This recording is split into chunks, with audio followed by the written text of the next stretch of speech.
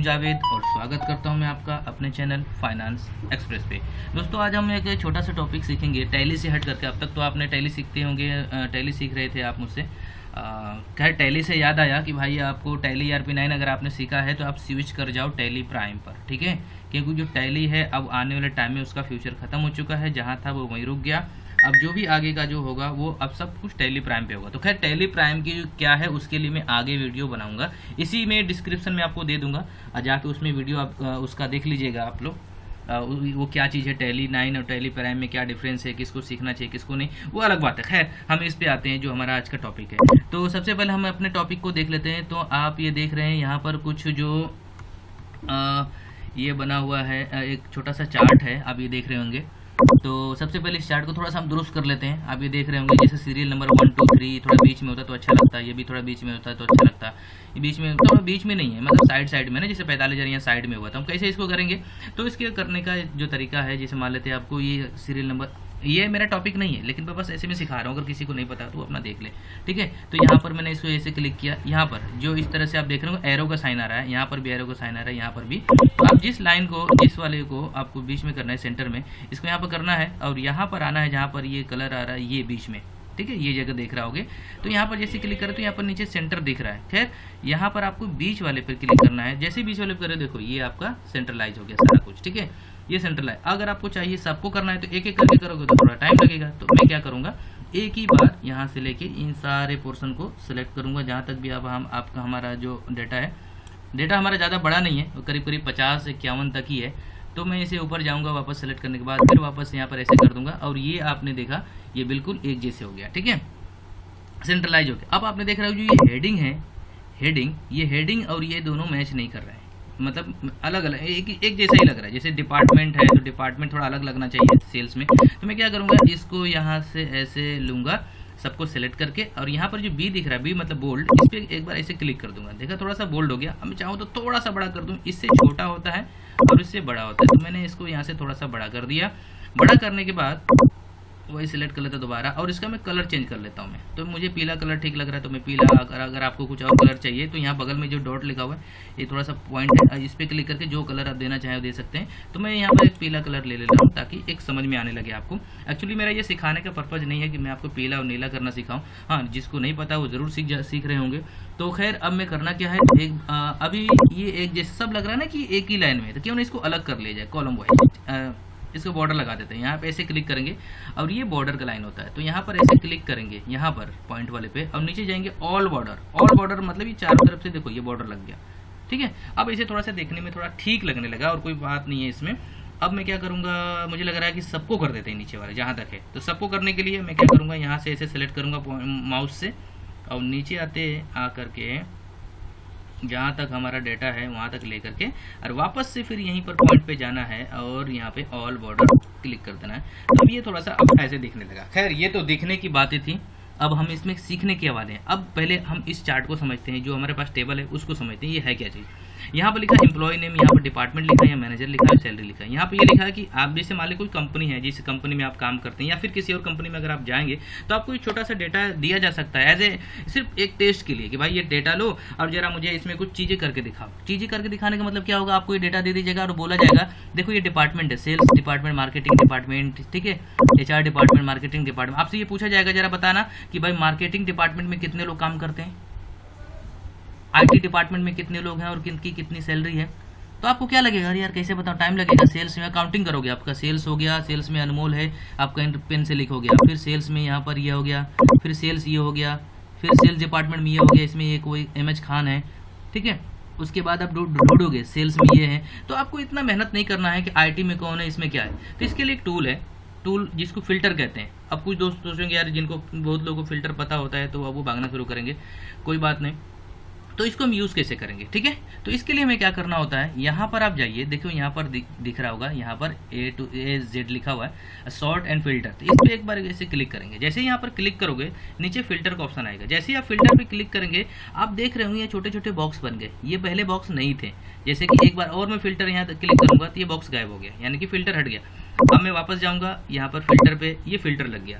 तो दोस्तों यहाँ आप, मेरा मकसद ये नहीं है कि मैं आपको यहाँ पर फिल्टर सिखाऊं, मेरा मकसद ये है कि आप जो एक्सेल है एक बड़ा सा फाइल, यहाँ तो मेरे पास सिर्फ 50 से 51 है, हो सकता है आपके पास कम से कम 5000 हो, 10,000 हो, लेकिन सबका काम एक ही है। मैं आगे सिखाऊंगा आपको। मेरा मकसद ये नहीं कि मैं आपको यहाँ पर आज मैं आपको ये जो चीज़ सिखा रहा हूँ कि कैसे हम चीज़ों को आसान करें। मेरा मकसद यहाँ पर ये है कि आपको एक एक करके किस तरह से बड़े कामों को, जो 1 घंटे का काम है, 1 मिनट में किया जा सके। तो ये तो ठीक है, मैं आगे बताता हूँ उसके बारे में। खैर आगे तो हमने यहाँ पर फिल्टर लगा लिया। यहाँ से एक बार मैं फिर से देख लीजिए, फिल्टर यहाँ से गायब हो गया, यहाँ से बॉक्सेस।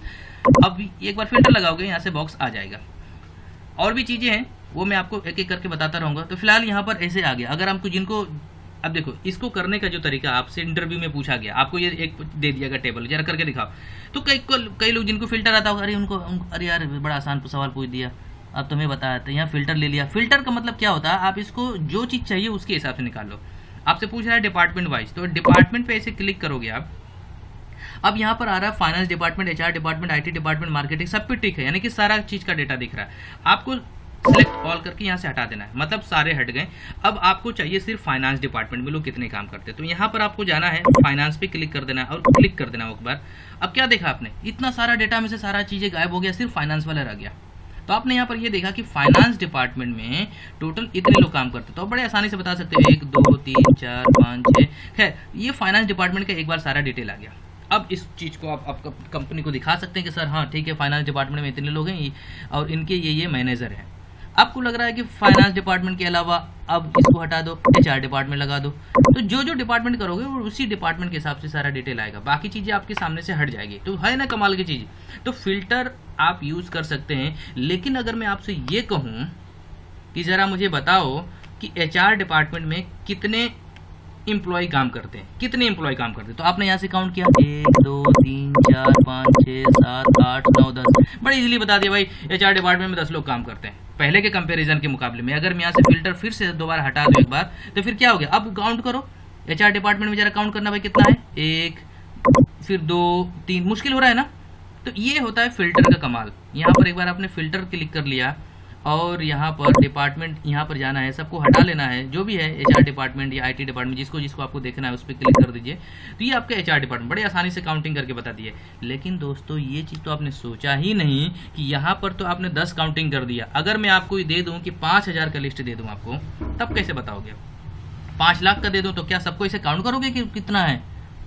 तो यहाँ पर फिल्टर हो जाता है फेल।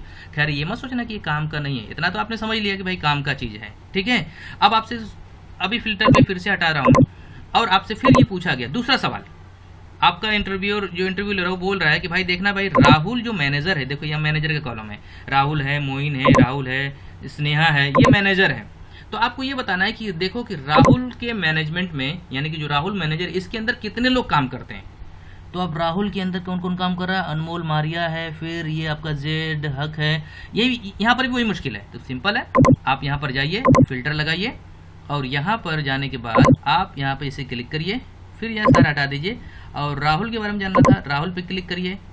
अब यहाँ पर आ गया राहुल। तो ये देखो सर राहुल के अंदर कितने लोग काम कर रहे हैं, 1 2 3 4 5 6 7 8 9 10 11 लोग काम करते हैं जिनकी ये में। और राहुल जो है सेल्स डिपार्टमेंट का है, ठीक है, ये भी आपको समझ में आ गया। देखो राहुल का पूरा जितना सारा यहाँ से हट गया आपका सारा कुछ, राहुल इसी में है काम कर रहा।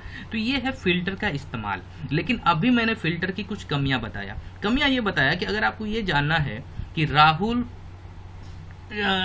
जिस कमी ये मैंने बताया था कि राहुल के जो मैनेजमेंट में कितने लोग काम करते, तो आपने काउंटिंग किया, ठीक है। अब ये बहुत ज़्यादा होगा तो कैसे काउंटिंग करोगे, तो है ना कुछ कमियां।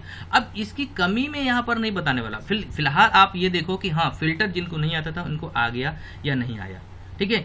अब मसला यहाँ पर यह है कि अगर आपको लगता है कि अरे वाह क्या बात है यार, मज़ा आ गया, तो नहीं, टाटा बाय बाय, नहीं भाई टाटा बाय बाय नहीं करना है। अगर आपको लगता है क्या बात है मज़ा आ गया, हाँ ठीक है अच्छी बात है, लेकिन अभी मज़ा नहीं आया और आना भी नहीं चाहिए, क्योंकि इसके अंदर बहुत सारी कमियां हैं। कमियों की वीडियो जो है वो आगे नेक्स्ट पार्ट 2 में आएगा, जिसमें आपको फ़िल्टर की कमी बताई जाएगी और वहाँ पर इस कमी को कैसे दूर किया जाए वो अगला सोल्यूशन आपको दिया जाएगा। ये एक्चुअली मुझे मेरा आज का टॉपिक ये बताना था ही नहीं, मैं डायरेक्ट वही बताने वाला था, लेकिन फिर भी सोचा नहीं, जब बता रहा हूँ तो क्यों ना जीरो से स्टार्ट किया जाए। तो ये आपका एक तरह से जीरो है, पार्ट 1 कह ले इसको। तो ये पार्ट 1 है जिसमें अब मैंने आपको थोड़ा सा फ़िल्टर बताया। लेकिन अब यही अगर मैं कहूँ कि ज़रा बताओ कि किस डिपार्टमेंट में कितने लोग काम करते हैं। पूरा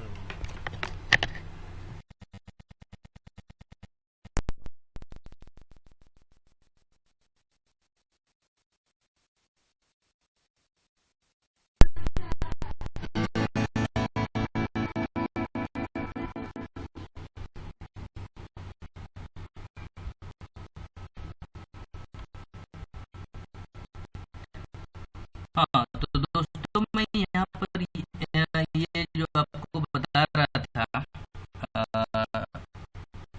कि फ़िल्टर में कुछ कमियाँ हैं। अब क्या कमी है वो हम आगे की वीडियो में जानेंगे। तब तक के लिए आपका शुक्रिया कि आपने हमारा इतना साथ दिया। अगर आपको कोई और सवाल पूछना है तो आप पूछ सकते हैं कमेंट बॉक्स में। कमेंट बॉक्स खुला है आपके लिए बिल्कुल। एक्चुअली हमारा कुछ सिस्टम में कुछ प्रॉब्लम है, तो आज के लिए इतना ही। फिर मिलते हैं पार्ट 2 में, जिसमें आपको कुछ फिल्टर की कमियां और कुछ इससे बेहतर सोल्यूशन आपको दिया जाएगा। तब तक के लिए